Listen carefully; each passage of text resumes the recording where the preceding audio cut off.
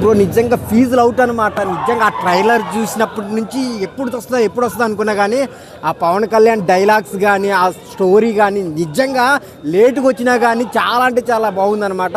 పూనకాలే అనమాట, ఫ్యాన్స్కే కాదు అసలు మొత్తం చాలా మందికి చాలా బాగుంది. నిజంగా అంటే చాలా డైలాగ్ డెలివరీ కానీ ఆ గెటప్ కానీ అసలు చాలా చాలా బాగుంది. ఆ స్టోరీ మెయిన్ నిజంగా ఆ ఫైట్ సీన్స్ కానీ చాలా అంటే చాలా బాగుంది. రచ్చ మామూలుగా కాదు, ఆ డైలాగ్స్ కానీ ఆ ఫైట్ సీన్స్ కానీ ఇంత గ్రాండ్గా తీస్తారు అనుకోలేదు. కానీ లేట్ అవుతుంది అంటే ఎందుకు లేట్ అవుతుంది అనుకున్నాం కానీ పిచ్చగా ఉంది అనమాట సినిమా. అవి వైసీపీకి అనుకోవద్దు కానీ సినిమాలో కూడా కంటెంట్ పరంగా వచ్చాయి, చాలా అంటే చాలా బాగున్నాయి. సో అవి కూడా వాళ్ళకి కూడా కనెక్ట్ అవుతాయి అనమాట వైసీపీ వాళ్ళకి.